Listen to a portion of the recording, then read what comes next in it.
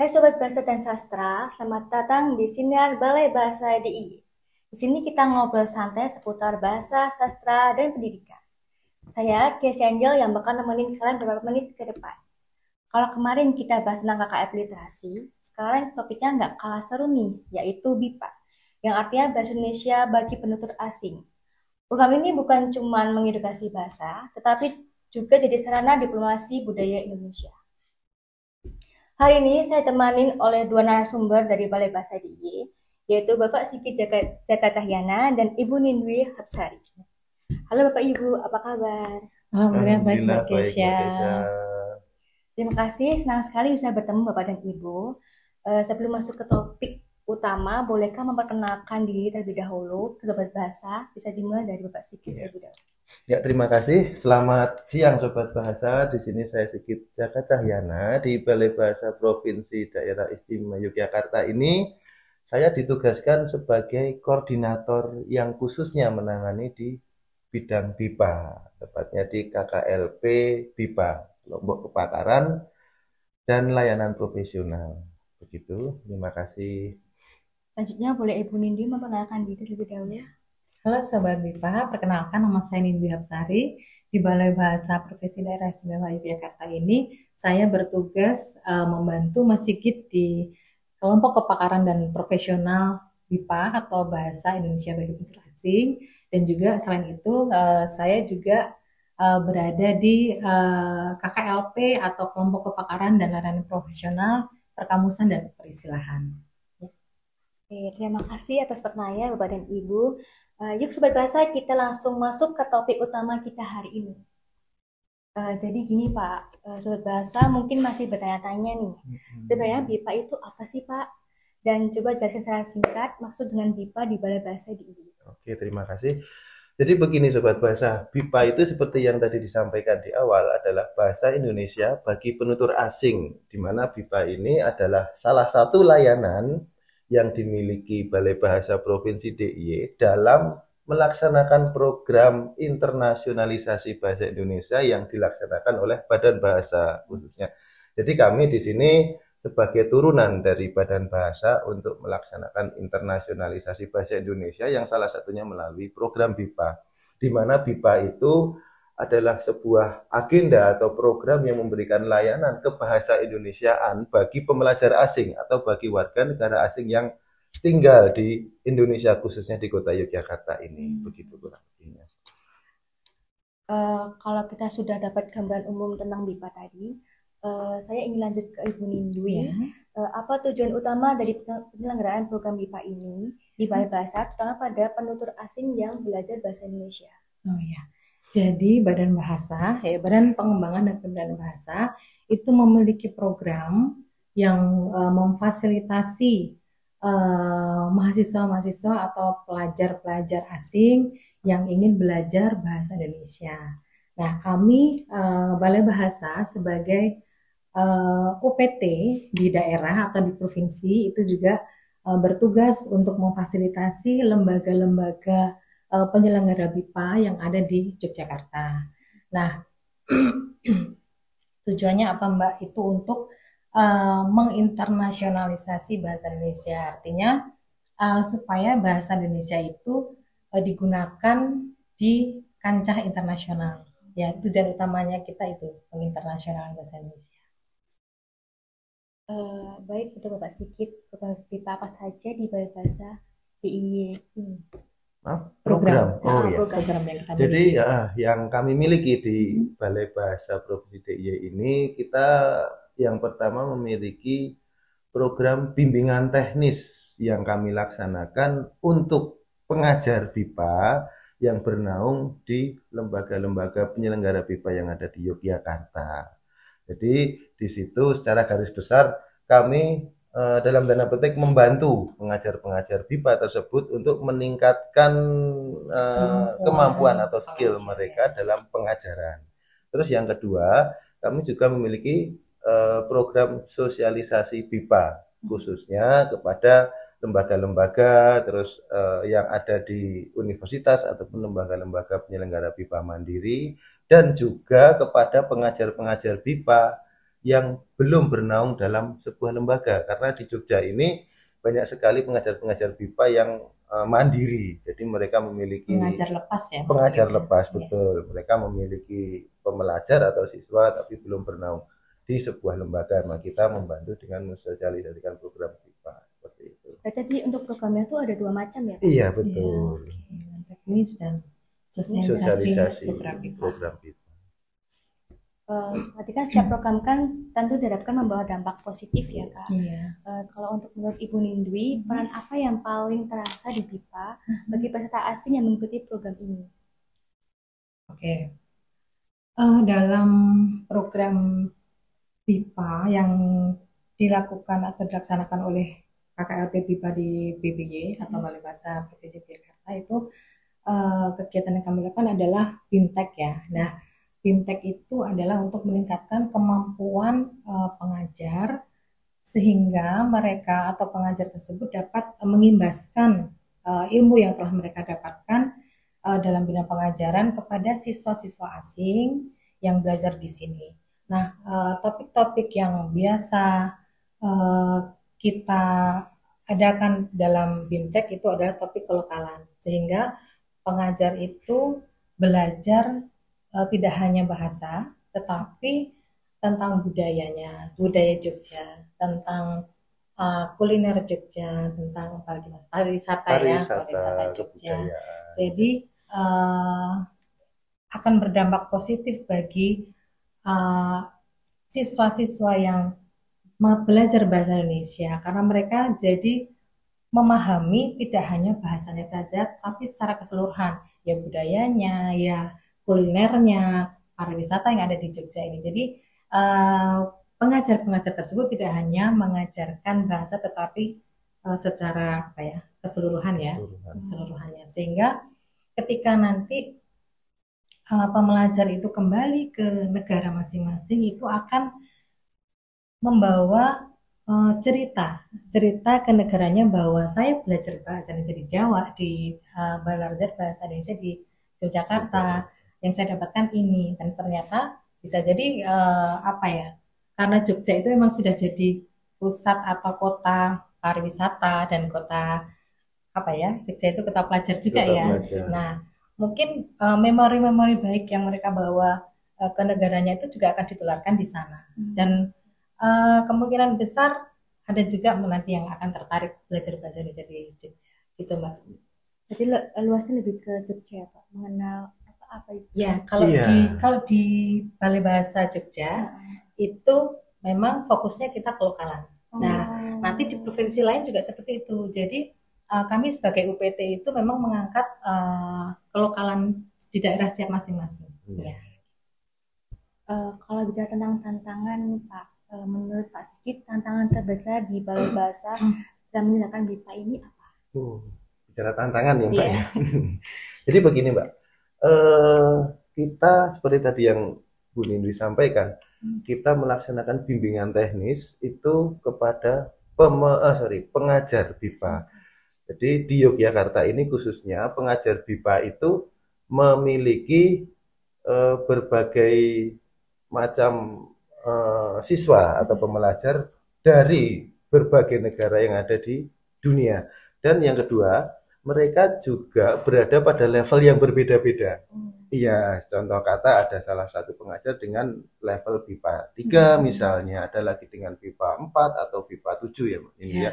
Nah, di situ Mbak, di situ adalah tantangan bagi kami untuk memberikan semacam materi ya Mbak ya. Pemberian materi. Bisa mengakomodasi iya, gitu pemilihan, tepatnya pemilihan materi yang bisa mengakomodasi mereka yang berada di tingkat level yang berbeda-beda itu. Nah, itu salah satu tantangan yang harus kami hadapi, kurang lebih seperti itu. Kalau untuk menyesuaikan tantangan di level-level itu perlu tahap-tahap apa? Bisa kita mengetahui kayak kurangnya mungkin orangnya ini, maksudnya ke level ini gitu. Oh, kalau gini, jadi pembelajar BIPA itu ketika masuk di sebuah lembaga BIPA itu memang ada placement test. Jadi itu akan menempatkan dia berada di BIPA level berapa gitu kan. Nah, nanti itu kaitannya dengan lembaga-lembaga. Nah, sementara kami di Balai Bahasa Yogyakarta itu memberikan materi yang bisa materi apa yang kira-kira bisa mengakomodasi keberagaman siswa yang berasal dari negaranya itu supaya si pengajar ini lebih mudah menyampaikan materi yang akan diajarkan di kelas. Iya, seperti itu. Kalau untuk Ibu Nindwi tadi kan tadi bicara tentang kalau BIPA itu kan mengenalkan budaya-budaya yang ada di Jogja tadi kan. Nah, contoh kegiatannya itu seperti apa itu? Kalau selama ini yang kami lakukan adalah kita mencoba menyentuh pembelajar asing itu dengan sebuah wadah kegiatan. Contohnya tahun 2023 itu kami mengadakan diskusi internasional. Nah, itu diikuti oleh pembelajar asing dari 19 negara waktu itu. Nah, di situ mereka belajar bagaimana cara mengungkapkan pendapat. Mereka belajar juga bagaimana negara-negara lain menyelesaikan satu permasalahan yang sama. Nah, gitu Mbak. Jadi kalau untuk tahun 2024 kita juga pernah mengadakan kegiatan sehari menjadi Indonesia. Nah, jadi kegiatan tersebut berupa permainan. Jadi pengenalan bahasa budaya melalui permainan. Nah, kita mengajak pembelajar-pembelajar asing ikut dalam acara kita. Kemudian kita bermain seperti tebak rasa. Ya, itu di makanan tradisional yang dari Yogyakarta, misalnya tiwo, lalu geblek gitu. Mungkin itu pertama bagi mereka gitu ya. Dan itulah yang coba kita kita lakukan untuk menarik minat mereka belajar bahasa Indonesia. Ya, jadi kita buat semenarik mungkin sehingga mereka nantinya akan bercerita di negaranya. Ternyata bahasa Indonesia itu di Indonesia itu tidak hanya belajar bahasa, tapi banyak sekali budaya yang bisa dipelajari gitu. Menarik sekali ya Bu. Iya, asik. Kalau selanjutnya, selain dari program pembelajaran tadi, BIPA juga disebut sebagai Diplomasi Budaya Indonesia. Nah, menurut Bapak Sigit, sejauh mana BIPA ini memperkenalkan budaya Indonesia di mata dunia? Ya, jadi begini Mbak, di dalam BIPA, khususnya program-program BIPA itu pembelajaran yang diberikan itu tidak hanya mengajarkan bahasa Indonesia, seperti tadi yang dikatakan Mbak Nindwi juga, kami Balai Bahasa mengadakan salah satu program sehari menjadi Indonesia. Di situ kami memberikan bukan pelajaran bahasa lagi ya, kita memberikan kebudayaan di situ, ada tradisional, muatan lokal. Salah satu contohnya tadi dengan pembelajar itu kita ajak untuk mencicipi makanan tradisional, memakai baju adat tradisional yang kita miliki khususnya di Kota Yogyakarta. Itu adalah salah satu wujud dari istilahnya pengenalan budaya lokal yang ada di Yogyakarta di mata dunia melalui program BIPA yang kita selenggarakan setiap tahunnya itu. Terus yang kedua, ada beberapa lembaga khususnya di Yogyakarta juga, mereka juga mengajarkan kepada pembelajarnya itu semacam kunjungan. Jadi mengunjungi tempat-tempat bersejarah, mengunjungi pantai atau lokasi-lokasi yang lain, gunanya untuk mengenalkan tadi pariwisataan, terus adat istiadat yang ada di sebuah lokasi. Nah, disitulah BIPA itu menjadi apa yang tadi disampaikan tadi, semacam mungkin apa ya Mbak ya. Jadi gini, BIPA itulah cara BIPA, pendekatan BIPA untuk menunjukkan adat atau kebudayaan di mata dunia. Jadi seperti itu Mbak. Kalau itu Pak, kalau misalnya kita habis belajar mengenal produk-produk itu, biasanya kayak macam budaya di Jogja gitu. Ya. Biasanya dari mahasiswa atau pelajar itu hasil akhirnya nanti apa Pak?